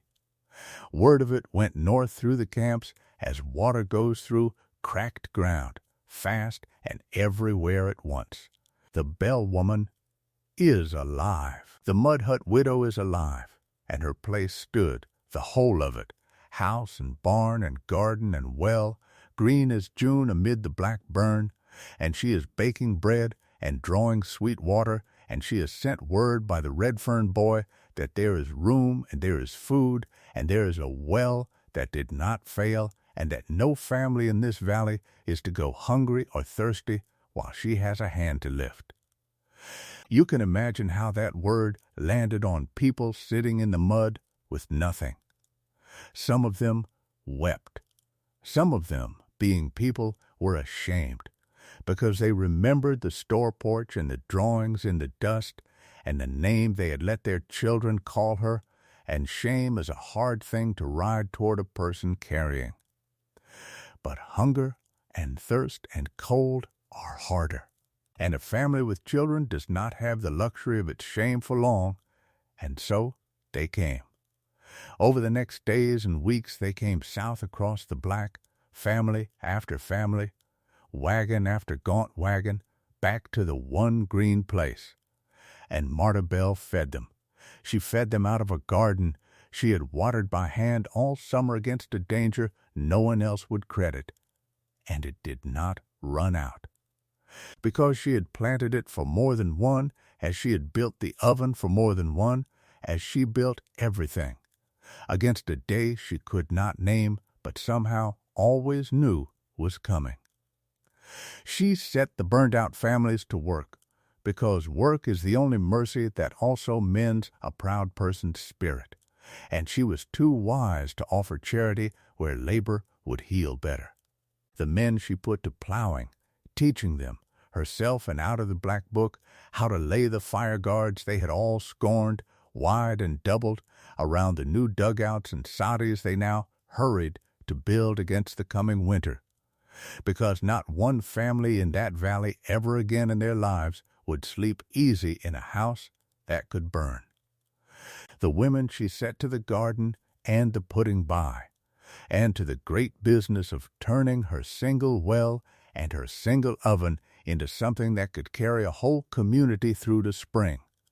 And the children, the same children, who had scratched a grave in her dust, she set to hauling water and gathering and minding the stock, and fed them at her own table until the hollow went out of their faces, and never once, not one time, said a word to any of them about the drawings, because she had rubbed those out with the side of her boot long ago and did not mean to draw them again herself.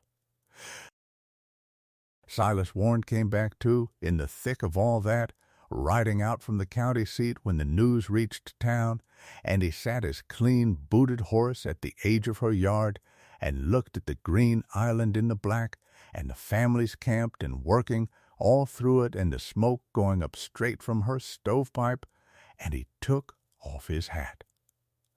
And when Marta came out to him, he said the only thing an honest man could say. "Ma'am, I came out here in July and told you this claim was worth nothing to a person who couldn't hold it." He looked around him once more, slowly, at all of it. "I have never in my life been so glad to have been so completely wrong. There's not money enough in that county seat to buy this rise off you now. And I wouldn't carry the offer if there were. I only came to see it, and to say I'm sorry I ever tried to talk you off the one piece of ground in this whole country that knew what it was doing." She gave him cold water from the well, the same as before, and he drank it standing, and he did not try to sell her anything, and they were, from that day, in the small, careful way of two people who have been honest with each other across a hard thing, something like friends. There was a night that winter, deep in it, with a real norther howling down out of the north and the snow driving flat across the black-turned white plain, when Marta Bell's one earth-walled room held 9 people, the Redferns, whose new soddy was not yet tight.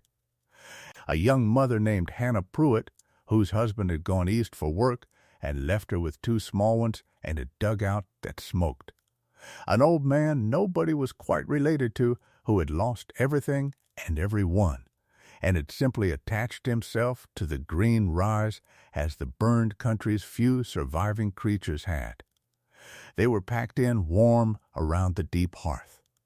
In the even church-like light off the whitewashed walls, 2 feet of packed earth between them and the killing wind. The same hearth that had baked the bread that met the fire, and it threw its warmth back at them all night as earth does, patient and unhurried, holding the day into the dark. And Jonas Redfern, who could not sleep, sat up late by the coals with Marta while the others slept. And he said, low, so as not to wake the children, the thing that had been working in him for months. "My father came to this country with an axe and a saw," Jonas said, "and he built the finest timber house in the valley. And he taught me a good house was sawn boards and a shake roof and a stone chimney, and I believed him my whole life, and it burned in about 4 minutes. He turned the coffee cup in his big hands. You built a house out of dirt with your own hands because a dead woman on the other side of the world wrote it down for you. And the whole county laughed, and here we all are alive inside it. I've been thinking on what that means. I think it means I don't know as much as I thought I did about what makes a thing worth building. I think it means I owe my father's teaching a good deal less than I owe yours." He looked at her across the coals. "Where'd you say that book of your grandmother's come from again? Because come spring, Marta, I'd take it kindly if you'd teach the whole valley what's in it, every family. So this never happens to anybody's children again. Will you do that?" And Marta Bell looked into the low red coals of the hearth her own hands had built, with a room full of the sleeping, breathing warmth of people who had left her for dead and come back to be kept alive by her, and she said she would. Not every family came south at once, and not every family came easy, and I would be lying to you if I made the whole valley into grateful people who put their shame down at the door of the mud hut and walked in clean. People are not so simple, and Marta Bell did not expect them to be.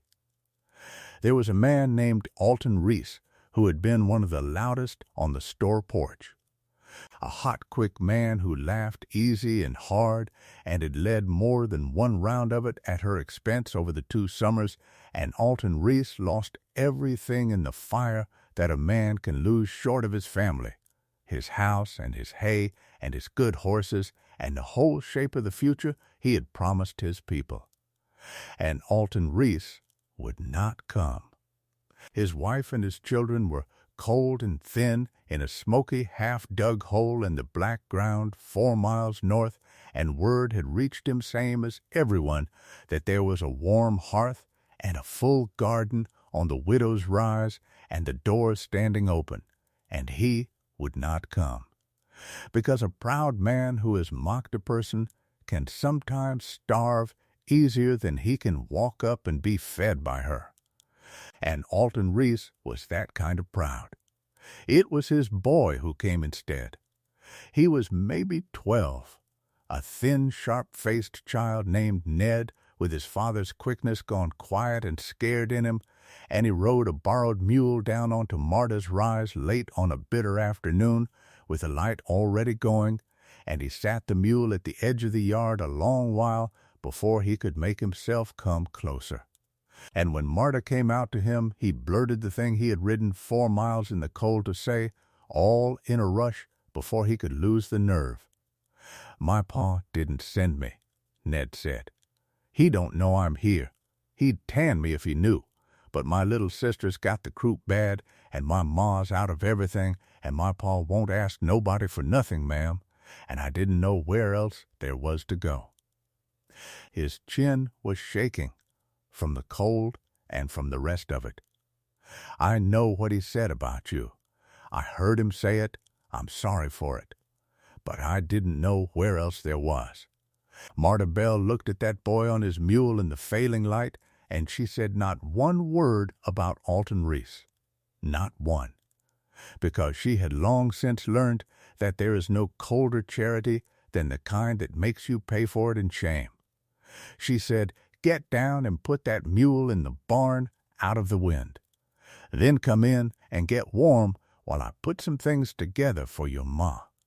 And inside the warm, even light of the soddy, she moved quick and sure, and she made up a parcel, a twist of dried mullein and a poke of honey for the croup, bread, a crock of soup still warm, a sack of potatoes and turnips out of the pit, a little precious coffee, and she wrapped it all in a wool blanket off her own bed and lashed it behind the boy's saddle. And she sent him back north in the last light with strict word to keep the blanket over the little one and to tell his mother, and only his mother, that there was more where that came from and no questions asked and no accounting kept, ever. She did not send a word for Alton Reese. She knew better. You do not reach a proud man through his pride. You reach him, if you reach him at all, through the warm and living body of the child he loves, and you let the reaching be quiet, and you wait.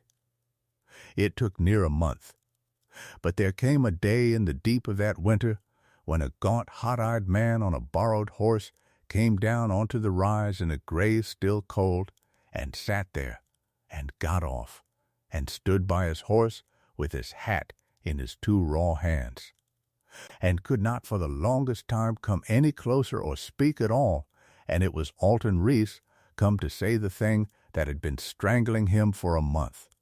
"Marta, let him stand. She did not go out to make it easy, because some things a man has to walk the last of himself. And when he came at last up to her door, he did not manage a speech. He managed 4 words, and they cost him more than any speech would have. "My girl's alive," he said. And then his face broke, the whole hot, proud front of it, and he said, "She'd have died in that hole. You never asked who it was for. My boy told me you never asked." He scrubbed at his eyes with the back of his raw hand, furious at himself. "I called you things on that porch I can't take back. I led the laughing. And you fed my baby girl and sent your own blanket and never sent me the bill for it." "There isn't a bill," Marta said. "There was never going to be a bill. Come in out of the cold, Mr. Reese. You look about froze, and I've got coffee on, and your girl's going to want her father in one piece." And Alton Reese came in and sat at the plank table where Eli Bell had once carved his hopeful plans and warmed his raw hands around a cup and was fed. And something in him that the fire had burned down to the stump began, very slowly, in the even church-like light of that earthen room, to put out a green shoot. It is the oldest mercy there is, and it does not come cheap to give or to take. Marta gave it and asked nothing, and Alton Reese took it and never afterward, to the end of his days. Let a soul speak a slighting word of the woman on the rise in his hearing, and there were times he was not gentle about the stopping of it. The soddy that winter was never empty and never quiet. Marta had built her one room for a family, and it held at times a village. There was Hannah Pruitt, the young mother whose husband had gone east to find work before the fire, and had not yet found his path back to a valley that no longer had the home he had left, and Hannah had 2 small ones, and a dugout that smoked and would not hold heat, and more nights than not that winter Hannah and her babies slept warm on a pallet by Marta's hearth while their own poor hole went. Cold and dark 400 yards off. There was the old man nobody could quite place, who had lost every person belonging to him and had drifted to the green rise as the last surviving creatures of the burn had drifted to it, and who made himself useful minding the fire and mending harness and saying little, and whom Marta fed and housed and never once asked to account for himself. There were the Redferns when their new walls would not yet hold the cold out.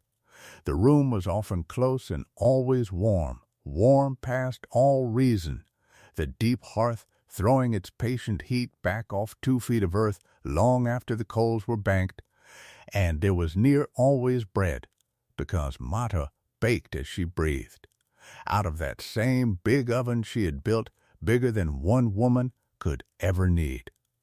And the smell of it in that warm even light was, for a whole winter, for a good many broken people, the very smell of not dying after all.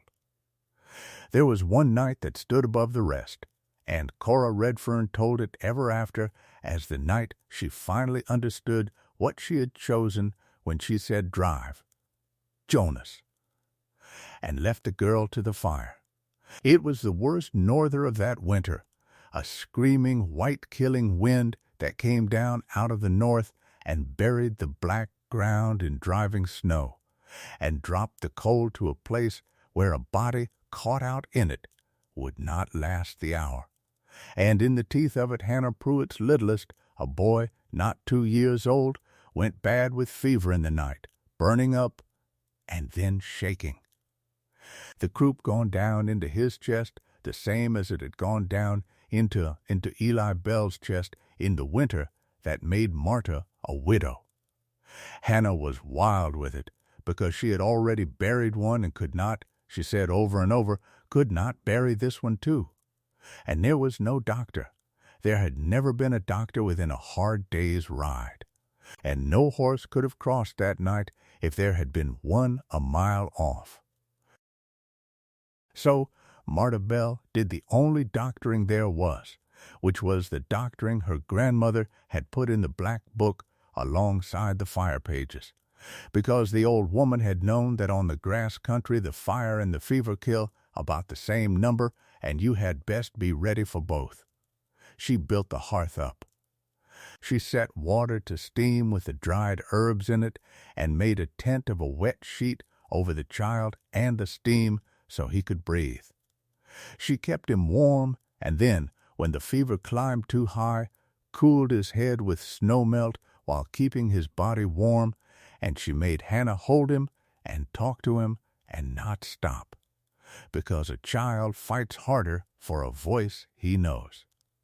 And all through that howling night, in the warm even light of the soddy, while the northers screamed and clawed at a house it could not get into, and could not freeze and could not burn, Marta Bell and Hannah Pruitt and Cora Redfern took turns with that baby, steaming him and cooling him and holding him, and Jonas kept the fire fed, and the old man boiled water. And toward the gray of morning the fever broke, and the child slept, truly slept, his breath come easy at last, and Hannah Pruitt put her face down into his damp hair and shook with the crying she had held back all night.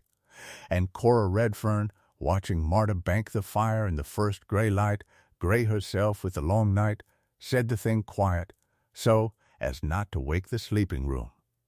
That baby would be dead by now in any board house in this valley, Cora said. Froze or smothered in the smoke of a dugout that wouldn't hold heat.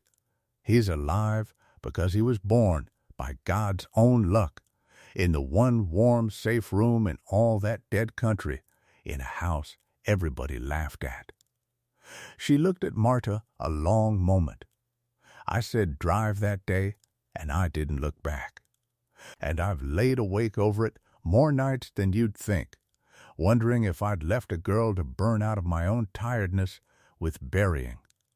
And here you've gone and kept half of us from freezing and doctored a baby through a killing night in the house I thought was your grave. I don't know what to do with a thing like that, Marta. I truly don't. Except to say it out loud, so it's said. And Marta, who did not have easy words for that any more than Cora did, only reached over and pressed her cracked hand once over the older woman's, the same as she had pressed it on the wagon rail with the fire coming, and the two of them sat quiet by the banked coals while the room slept and the norther, beaten, began at last to blow itself out. The winter broke at last, as even the hardest winter finally does, and the spring rains came down soft and steady on 100 miles of burned ground, and the strangest thing happened. A thing that surprised everyone but Marta, who had heard her grandmother describe it and had been quietly waiting for it as she waited for everything. The burn came back green. It came back greener and thicker than anyone had ever seen it, because that is the other half of the truth about grass country and fire, the half the terror of the fire hides from you.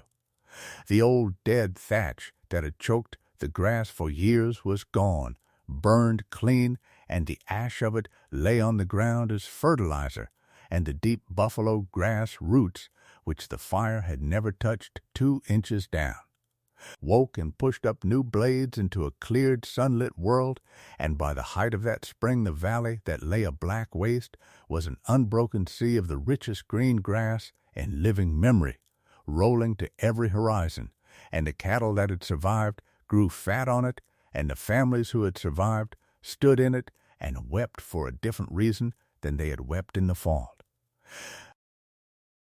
And through that green new world Marta Bell went, that spring, with the black oilcloth book in her apron pocket, and taught. She had promised Jonas she would teach the valley, and she did. But she did it her own way, which was not with speeches. She went from new soddy to new soddy, from dugout to dugout, and she showed them in the ground with a plow. as her grandmother had shown her in the dirt of a floor with a stick. She paced off the guards and drove the first furrow and put the plow handles into a man's hands and stood back and made him drive the rest. Because a thing you have done with your own hands, you believe in a way you never believe a thing you were only told. She taught them the wide double belts and the short grazed green between, and to the few steady nerved among them, the last hard page, the meeting of fire with fire, the backfire lit into the wind in the final hour. She taught the women which vegetables held water in a dry year, and how deep a well had to go on that rise to reach the sand water that no drought could touch. And she taught, without ever once saying it as a lesson, by the plain daily fact of how she lived, that safety on that terrible, beautiful country was not a thing you bought with money or sawn lumber, but a thing you built, patiently out of the ground itself, against a day you hoped would never come, and prepared for as though it certainly would. The valley that rebuilt itself in the years after the Great Fire did not look like the valley that had burned. There were far fewer proud timber houses. Family after family, having watched sawn boards and cedar shakes stand up in flame like struck matches, built low and built of earth, sod walls and earth-burned roofs and deep hearths, and plowed wide fire guards around every yard as a matter of course, as you would fence a garden, until a stranger riding through years later would have seen a whole settled country of green-roofed earthen houses, each sitting in its own broad ring of turned ground, and would never have guessed that the entire pattern of it, the shape of a way of living that would keep those families and their children safe for 2 generations, had come out of a cracked black book carried across an ocean by an old woman named Liesl, and put into practice, alone and under laughter, by a widow of 24 the county had left to burn. They stopped calling her the Mud Hut Widow. That name died in the fire with a great many uglier things, and it was not replaced by anything so grand as she deserved, because the plains are not sentimental, and neither were its people. But the crossroads settlement at Kettle Fork, when it finally grew big enough to want a proper name for the little school, and the meeting hall the valley raised together on the high ground near her rise, took a vote and named it the Bell School, and Marta, who hated a fuss, allowed it only because Cora Redfern told her flatly that the naming was not for her. It was for the children who would ask why, and be told, and grow up in a country that remembered that the person who had been right was the person everyone had laughed at, which is a thing worth a child knowing. And on the wall of that school, in a small plain frame under glass, they put a single page copied out in careful ink from the back of an old oilcloth ledger, in 2 languages, the page about meeting the fire with fire, so that it would be there for anyone who ever needed it, long after the woman who carried it was gone. Eli Bell's grave stayed where it was, in that corner of the claim, and it was never again a lonely thing on a bare rise, because the green grew up thick and kind around it inside the safe ring, and Marta tended it all her long life, and in time there was a low sod wall around it, and a wild rose that she coaxed up out of the dry ground the same way she coaxed up everything, by patience and hauled water and refusing to be told it could not be done. She never married again. Silas Warren, who had once so reasonably suggested she might marry well out of the sale of the place, never raised the subject a second time, having learned, as the whole valley had learned, that Marta Bell was not a problem to be solved by a man, but a fixed point around which a good deal of the country had quietly come to steady itself. She grew old on that rise. She grew, in time, into exactly the kind of flat-voiced, certain old woman her grandmother had been, with young people at her knee and she poured into them everything she knew, in 2 languages, and made them say the hard pages back to her until the words were welded in, because she knew, better than anyone alive on that ground, that the thing that saves you is almost never a thing you think up yourself. It is a thing someone patient enough hands to you and asks you only to keep and to hand on. I have told you this story slow and from the beginning because I think it is a story that gets told wrong more often than it gets told right, and the wrong telling is the one that makes it about the fire. It was never really about the fire. The fire is merely the loud part, the part that fits on the front of a handbill, the widow they left to burn, and the flames that went around her. If that were the whole of it, it would be a fine story and a small one, and you would forget it by supper. But that is not where the true weight of it lies, and I think, if you have come with me this far, you already know where the weight of it sits, because you have been feeling it settle the whole time. The weight of it sits in a black oilcloth book carried across an ocean by an old woman who would be dead 13 years before the day her knowledge saved a valley, and who is the true and secret hero of the whole thing, though she never set foot within 4,000 miles of that Colorado rise. Liesl never saw the fire that her patience turned. She never met Jonas Redfern or Cora or Alton Reese or the Pruitt baby who breathed easy again by morning. She only sat, in the long winters of a hard old age, with a solemn, quiet grandchild at her knee, and poured out everything she had bled to learn, and made the child say the hardest pages back until they were welded in. On the plain faith that knowledge kept is knowledge that will one day be needed by someone, somewhere, in an hour the keeper cannot foresee. She was right. That is the thing I want you to carry out of this. The old woman who insists you learn the thing you cannot yet see the use of is not being tiresome. She is loading a rope into a well against a drought that has not come. And the day it comes, and the rope is there, is the day a whole valley lives that would otherwise have died, and never once knows to thank the hands that coiled the rope 2 generations back. Marta Bell knew to thank them. That was her particular grace, the thing that lifted her above merely being right, which is a cheap enough thing to be and does nobody much good on its own. There are people who are right and let it make them hard, and go through their lives waiting for the world to come and admit it, and they are not happy people, and they do not feed anybody. Marta was right, righter than her whole valley, and in the first breath after being proven right, with every door of resentment standing open to her. She walked past all of them and put bread on a table and started counting hungry mouths. She never made the valley pay for the store porch. She never once, in the long years after, reminded a living soul of the drawing scratched in her dust or the name they had let their children call her.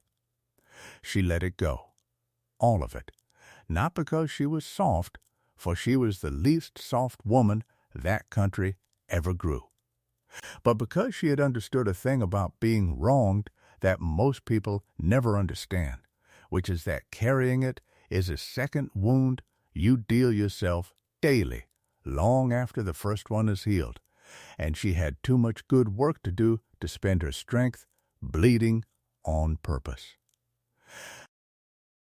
So the mockers were not punished, and that is as it should be, because this was never a story about punishment.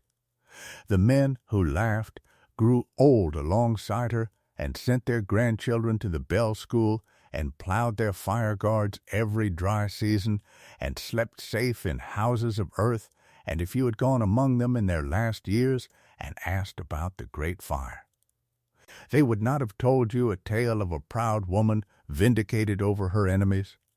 They would have told you, with lowered voices, About the winter half the valley lived in one warm earthen room, and the baby that breathed by morning, and the bread there always was, and the woman who fed the people who had left her to burn and never sent a one of them the bill. That is what they remembered. That is what stuck. Not that she was right. That she was good after being right, when she had every excuse in the world not to be. She lived a long life on that rise, and she died old in the same earthen room in her sleep in the deep of a winter, with the hearth she built still throwing its patient heat back off 2 feet of earth. And they buried her out in the corner of the claim beside Eli at last, inside the safe green ring, under the wild rose she had coaxed up out of ground everyone swore would grow nothing. The valley she left behind was not the valley that had laughed at her. It was a country of green-roofed earthen houses, each sitting in its broad-turned ring. A country that had quietly folded an old woman's step-wisdom into its bones and would keep its children safe on it for as long as anyone stayed, and not one family in 100 could have told you by then where the pattern came from. That did not matter. It was never about being remembered by name. The rope was in the well. The knowledge had survived and been handed on and gone on saving people who would never know to be grateful, which is the only kind of monument that ever really mattered to a woman like Marta Bell, or to the grandmother whose book she carried in her apron against her ribs all the years until the day it stopped being a joke and started being a valley's whole salvation. Out on a low bare rise the county had called a grave, where the bread, against every reasonable expectation of every reasonable man, just kept on rising in the warm dark of a house made out of the good and patient earth.